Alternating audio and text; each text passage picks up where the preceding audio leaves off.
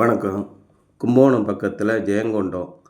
அங்கே ஒரு 6, 7 வருஷத்துக்கு முன்னாடி சோலார் பேனல் போட்டு அப்புறம் அது சரியாக ஓடலை அப்படின்னு கழட்டி வச்சுட்டாங்க.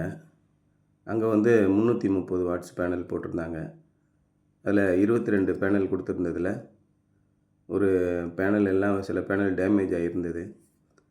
இருக்கிற பழைய பேனலோடு சேர்த்து இப்போ புதுசாக வந்திருக்கிற 550 வாட்ஸ் பேனலை சேர்த்து அவங்களுக்கு தேவையான அளவுக்கு வாட்டேஜ் கொடுத்து ஒரு 300 அடியில் பம்ப் வச்சுருக்கோம். அதுலேருந்து இப்போ நீங்கள் பார்க்குறது 1.5 இன்ச்சு டெலிவரி. பழைய பேனலில் ஒரு ஷெட்டும் புது பேனல் ஒரு ஷெட்டும் போட்டு கொடுத்துருக்கோம். இந்த பழைய 330 வாட்ஸ் பேனலோட புதுசாக வந்திருக்கிற 550 வாட்ஸ் பேனலை சேர்க்கும்போது ஆம்பியர் டிஃப்ரென்ஸ் வரும். இந்த 330 வாட்ஸு பாலிகிறிஸ்டலைன் பேனல் அது எல்லாமே இப்போ சுத்தமாக நிப்பாட்டிட்டாங்க. பாலிகிறிஸ்டலைன் ப்ரொடக்ஷனே இல்லை அப்படிங்கிற அளவுக்கு சுத்தமாக நின்று போச்சு. அதில் 8 ஆம்பியர் வரும் ஒரு பேனல்லேருந்து. ப்ராக்டிக்கல் கண்டிஷனில் பார்த்தீங்கன்னா ஒரு 7 ஆம்பியர் 7.5 ஆம்பியர் வரும். Voltage 45 volt open circuit. நம்ம க்ளோஸ்டு சர்க்யூட் வோல்ட்டுன்னு சொல்லுவாங்க, பவர் வோல்ட்டு. அதாவது ஒரு பேனல் இன்னொரு பேனலோடு கனெக்ட் பண்ணி ஒரு டிரைவோட கனெக்ட் பண்ண பிறகு இருக்கக்கூடிய வோல்டேஜ் தான் பவர் வோல்ட்டுன்னு சொல்லுவாங்க. அது 39லேருந்து 40 வோல்ட் வரும். ஆனால் இப்போ புதுசாக வந்திருக்கக்கூடிய 550 வாட்ஸ் 600 வாட்ஸ் பேனல்லாம் கரண்ட் 14 ஆம்பியர் 15 ஆம்பியர் வரும். அதாவது 330 வாட்ஸ் பேனலோட 2 மடங்கு கரண்ட் வரும். அதே மாதிரி வோல்டேஜ் பார்த்திங்கன்னா 50 வோல்ட் இருக்கும் ஓப்பன் சர்க்யூட்டு. பவர் வோல்டேஜ் பார்த்திங்கன்னா 44 45 வோல்ட் கிடைக்கும் சர்க்யூட்டில் கனெக்ட் பண்ண பிறகு. ஒரு சோலார் பேனலுக்கு இது மாதிரி நாமினல் வோல்டேஜ்னு ஒன்று இருக்குது. இப்போ நீங்கள் 330 வாட்ஸ் பேனல் வாங்கினாலும் 550 வாட்ஸ் பேனல் வாங்கினாலும் அதோட பேர் 24 வோல்ட் பேனல்னு சொல்லுவோம். அப்போ 24 வோல்ட் பேனல்னு சொல்லும்போது அதில் நீங்கள் 24 வோல்ட்டே எதிர்பார்க்கவே முடியாது. 24 வோல்ட்டெலாம் வராது. பேர் தான் 24 வோல்ட் பேனலு. ஆனால் அதுக்கு ஓப்பன் சர்க்யூட் வோல்ட்டு அதே மாதிரி பவர் வோல்ட்டுன்னு 2 இருக்குது. அந்த ஓப்பன் சர்க்யூட் வோல்ட்டு தனியாக ஒரு சோலார் பேனலை வச்சு நீங்கள் செக் பண்ணும்போது வரக்கூடியது. பவர் வோல்ட்டுங்கிறது ஒரு சர்க்யூட்டில் கனெக்ட் பண்ண பிறகு வரக்கூடியது. இந்த மாதிரி பழைய பேனலுக்கும் புது பேனலுக்கும் வித்தியாசமான எலக்ட்ரிக்கல் கேரக்டரிஸ்டிக் இருக்குது. அது எப்படி நீங்கள் கம்பைன் பண்ணுறது அப்படின்னு பார்த்தீங்கன்னா, சேம் ஆம்பியர் இருந்தால் தான் கனெக்ட் ஆகும். அப்போ சேம் ஆம்பியர் வர மாதிரி அந்த பேனலோட நம்ம சர்க்யூட் பண்ணணும்.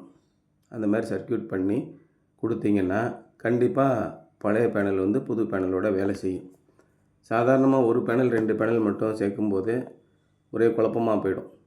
அப்போ அதுக்கு நம்ம அந்த சர்க்யூட்டில் எத்தனை பேனல் பழைய பேனல் இருக்குது, அந்த பேனல்களை எப்படி 15 ஆம்பியர் ஆக்குறது அப்படின்ற மாதிரி வயரிங் பண்ணி திரும்ப 15 ஆம்பியரையும் 15 ஆம்பியர் புது பேனலையும் கனெக்ட் பண்ணும்போது அது சீரீஸில் கனெக்ட் ஆகும்.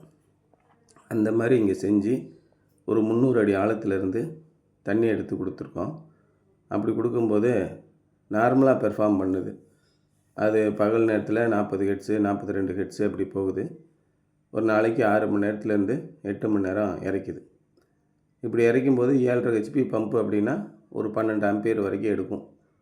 அந்த பம்போட எஃபிஷியன்சியை பொறுத்து இருக்குது. நார்மலாக ஒரு 5 ஹெச்பி பம்பு அப்படின்னா சோலாரில் ஓடும்போது 8 ஆம்பியர் 8.5 ஆம்பியர் எடுக்கும். கரண்ட்டில் ஓடும்போது 12 ஆம்பியர் எடுக்கும். அதே மாதிரி 7.5 ஹெச்பி பம்பு சோலாரில் ஓடும்போது 10 ஆம்பியர் எடுக்கும். கரண்ட்டில் ஓடும்போது 12 ஆம்பியர் 13 ஆம்பியர் எடுக்கும். அந்தமாரி இப்போ சோலாரில் ஓடும்போதே 12 ஆம்பியர் எடுக்குது அப்படின்னா இப்போ நீங்கள் பார்க்கும்போது தெரியும். அந்த 12 ஆம்பியர் எடுக்குது அப்படின்னா கிட்டத்தட்ட அது 7.5 ஹெச்பியோட கூடுதலான கரண்ட் எடுக்குது அப்படின்னு அர்த்தம். எத்தனை ஆம்பியர் எடுக்குதுன்னு பார்த்துட்டு அதுக்கு தகுந்த மாதிரி சோலார் பேனல் போட்டோம் அப்படின்னா உங்களுக்கு டெலிவரி நல்லாயிருக்கும். ஒரு நாளைக்கு 6 மணி நேரத்துலேருந்து 8 மணி நேரம் ஓடினாலே இப்போ நீங்கள் இங்கே பார்த்துக்கிட்டு இருக்கிறது ஒரு நிமிஷத்துக்கு 100லேருந்து 120 லிட்டர் கிடைக்கும்.